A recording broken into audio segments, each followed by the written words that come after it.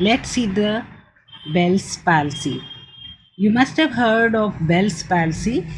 If we come to the definition, it is sudden weakness in the muscles on the half side of the face. It is a rare case. It is, how many cases? 1 million cases per year in our country. That means in India. If we see the second definition, that says it is an acute peripheral facial paralysis of that infratemporal portion of the seventh cranial nerve, that is the facial nerve, and that happens in the half side of the face. It is typically a self-limiting process that usually improves in 6 to 9 months. Now, if we go to the causes, causes, first of all, nobody knows what is the real cause of facial palsy. And that's why it is known as the idiopathic facial palsy according to the report of 14th June 2019. Even though the cause is unknown, but there are certain assumptions that can be made on the basis of the experience. The CNS, which is secondary muscle palsy caused by inflammation, vascular ischemia, that is called sensory ganglionitis. So cerebral palsy can be due to the ganglionitis. Then second cause may be the patients who have upper respiratory tract infections 2 to 3 weeks before the onset of symptoms. And third is the common cold due to virus, herpes simplex virus and other herpes viruses. They are usually present before the onset of symptoms. It can affect anyone at any age. However, its effects are very bad in the pregnant women and those who have diabetes or influenza.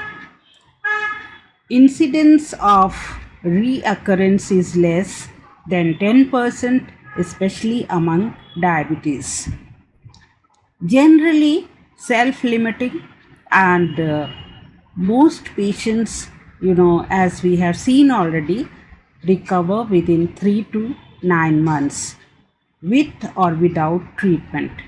In rare cases, the symptom may never resolve. In few patients, the symptoms may remain for a longer time. Now let's see the clinical manifestation. Clinical manifestation means signs and symptoms. So number 1 is paralysis of the half side of the face from vertex of scalp to the chin. Facial muscles throughout the forehead, cheek and chin are involved. It may affect the speech and distort the face. That means face doesn't remain normal in look. Then involvement of all the branches of facial nerves leads to facial weakness, diminished taste from anterior two-third part of the tongue, decreased blinking reflex, then decreased lacrimation, inability to close eyes, and painful eye sensations, and the photophobia and drooling of saliva. So due to the half face palsy, what happens? The patient has loss of taste also. That is the front part of the tongue does not feel the real taste, and patient may have photophobia. Photophobia means the fear of the light. They cannot tolerate light, and in some places it is written that they cannot tolerate the noise also. and they have drooling of saliva. So I hope you have understood this one. And now let's see the other sign and symptoms of the Bell's palsy. That is difficulty in speaking, and pronouncing some letters such as B and P. So they cannot pronounce these letters B and P. B for Bombay and P for Patna. The other sign and symptoms are, in approximately 1% of the cases, both sides of the face are involved.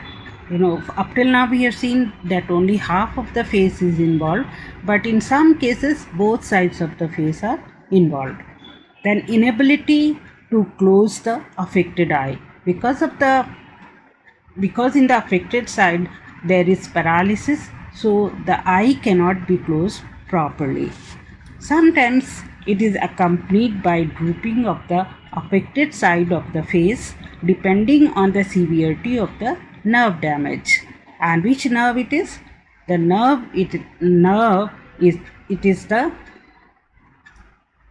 7th cranial nerve. Okay.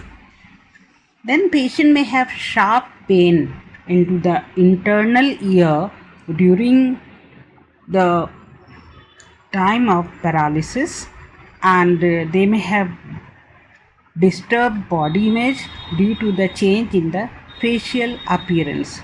So all of us are very conscious about our face, and we want to see our face in the proper condition, and we want to present it in the beautiful version in front of others. But when the face is distorted, then the person feels very sad and anxious, that they do not want to face others, and they do not want to face the public. Then impaired altered taste we have seen already, and patient may have the dryness of the eye on the affected side, but it responds in the other way, that lacrimation is occurring more to compensate the eye dryness. So the dryness of the eye may not affect the eye and lead the other diseases. That's why the lacrimation is increased to keep the eye lubricated. And it is said that facial palsy can be due to the stress also, and it can be due to depleted immune system. For example, in the people who don't have the proper immune system, due to the lack of proper diet and due to the age factor, they are more prone to the Bell's palsy. Bell's palsy often comes suddenly without any warning, and it peaks at 72 hours. So that means it comes all of a sudden, and its peak, that means its sign and symptoms are at the most at 72 hours.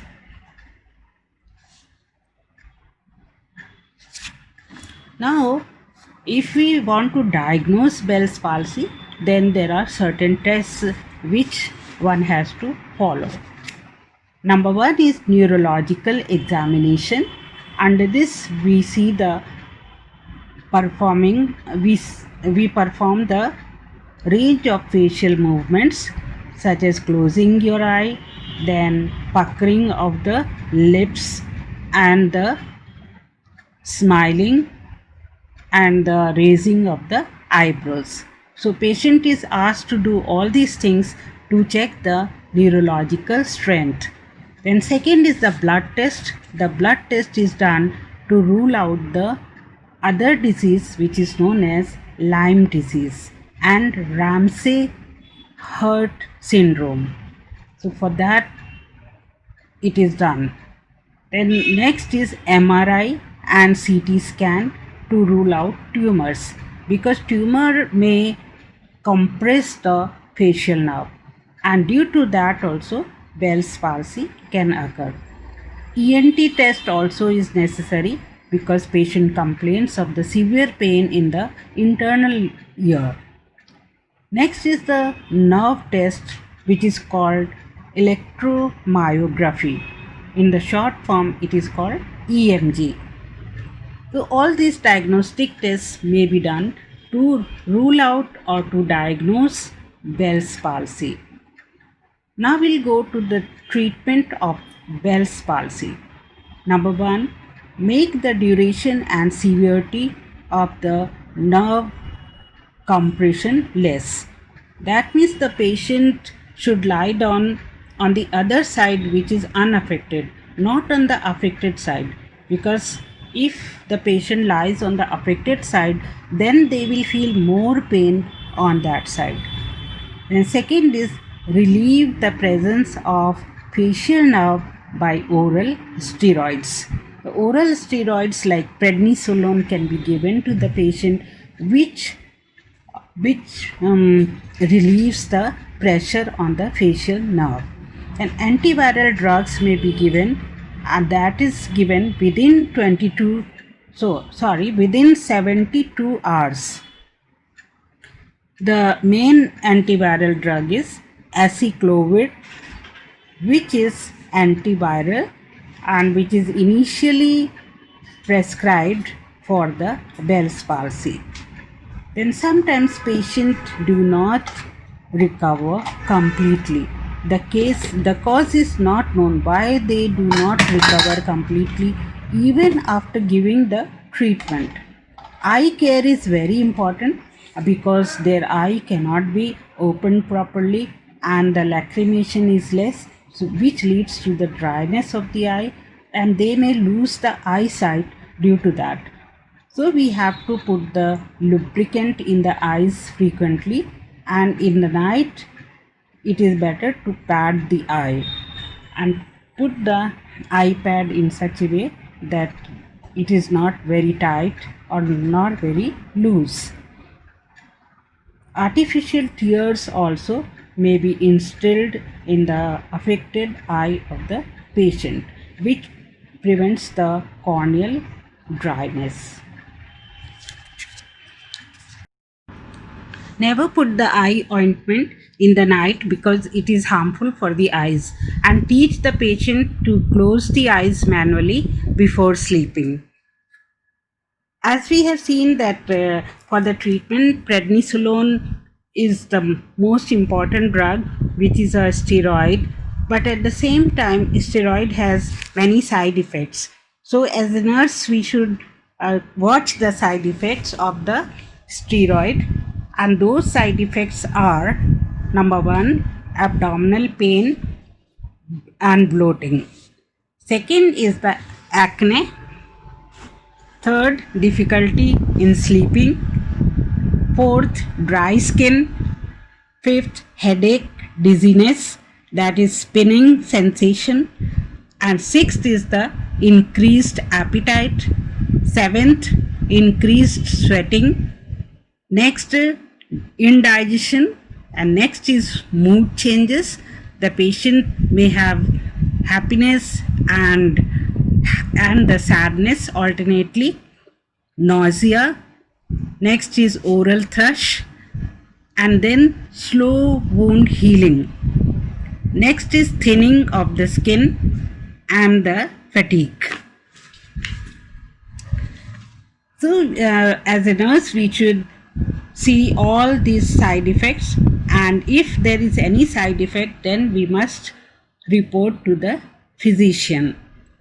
There are other side effects also, that is allergic reaction to prednisolone. Allergic reactions may cause a greater harm to the patient, and those signs and symptoms are breathing difficulty, then swelling of the face, lips, tongue or throat. If the patient is dizzy or drowsy, they should not be allowed to drive for a few days. The dose is reduced gradually towards the end of the course of the steroid to prevent withdrawal symptoms. This process is known as tapering. we will see some more treatment for the Bell's palsy. When the patient has Bell's palsy, then we should teach the patient to do the facial exercises when they start recovering. In the facial exercises, they have to tighten and relax the facial muscles. That will strengthen the facial muscles. The next is the dental care. Because they cannot open the mouth properly, cannot chew the food easily, so they may develop the gingivitis or infection of the gums and decay of teeth. So they should be taught to brush their teeth regularly, and flossing can help prevent this. Then problems with eating the patient may have due to the difficulty in swallowing. So the individual should chew the food well and slowly, so the choking may be avoided. And they can be given yogurt, which is very helpful for them. Pain relief medication can be given, such as ibuprofen. Then mime therapy also is given. This is a type of physical therapy to strengthen the facial muscles. Plastic surgery can be done to make the face appear normal. Then Botox injection also is recommended to relax and tighten the muscles and reduce any unwanted muscle contractions. Complications of the Bell's palsy are contracted regrowth of the nerve fibers. It is misdirected regrowth of nerve fibers. Second is ageusia. Ageusia means chronic loss of taste. Third is gustolacrimal reflex. That is crocodile tear syndrome. While the patient is eating, their eye will shed tears, and later on it will stop. Then fourth is the corneal ulceration. Because of the dryness of the eyes, corneal ulceration may take place and patient may develop blindness. So after having the medical treatment, complications will go to the nursing management. As you know, nursing management has got 5 elements in it. First of all, it is assessment, and second is nursing diagnosis, third is the planning, and fourth is implementation, and fifth is the evaluation. So in nursing management, first of all, there is prevention of the pain. So for prevention of pain, patients can be taught the proper positioning and the analgesics. Then second is the providing post-operative care if they have gone under the neurological surgery, like for removing the tumor from the brain or for lifting the weight from the facial nerve. Third is if the surgery results in sensory deficit to the affected side of the face, the patient is instructed not to rub the eye, because pain will not be felt if there is injury. So patient should not rub the eye. Because of the paralysis, he may not feel the pain in the eye even after rubbing. The nurse must take the history of the pain, including duration, severity, and aggravating factors. Assess the nutritional status of the patient. Third is assess the anxiety and depression, including problems with the sleep and social interaction, etc. Then nursing diagnosis, which is very important, that is the disturbed sensory perception. They may not feel the food in their mouth, and Second is the disturbed body image, because their face is distorted, so they have the disturbed body image, and for that they feel anxious and depressed. So this finishes the Bell's palsy, and to summarize it, we will just see that what is the definition of the Bell's palsy. It is the paralysis of the half face due to the destruction or deficit in the seventh cranial nerve. After that, we have seen what is the pathophysiology and what are the causes of the Bell's palsy. And as we know, there is no proper cause of the Bell's palsy, so it is also known as the idiopathic Bell's palsy, and there are various viruses which affect the Bell's palsy. Even respiratory disease can cause the Bell's palsy, and the patient poor immune system and the stress also can lead to the Bell's palsy. Then we have seen the sign and symptoms of the Bell's palsy and diagnostic evaluation, and then the treatment, and then the complications of Bell's palsy, and at last we have seen the nursing management, which consists of nursing process, and that includes assessment, diagnosis, planning, implementation, and evaluation. In nursing assessment, main thing is the preventing pain, then the care of the eye, then positioning the patient properly, and then when they go home, then teaching them how to take care of himself or herself at home. Take the proper history and teach them the proper food or nutrition. And the nursing diagnosis is disturbed sensory perception. They don't feel the food taste, and they may have the eye, they may not feel the food, and they have the disturbed body image. So for all these, the nursing care should be given according to the nursing diagnosis. Patient should be reassured that they will be well within 6 to 9 months, even though we know that sometimes patient may not recover completely. But we should not tell the patient in the beginning, because they may recover within 6 to 9 months. Okay, thank you for the listening. Bye bye.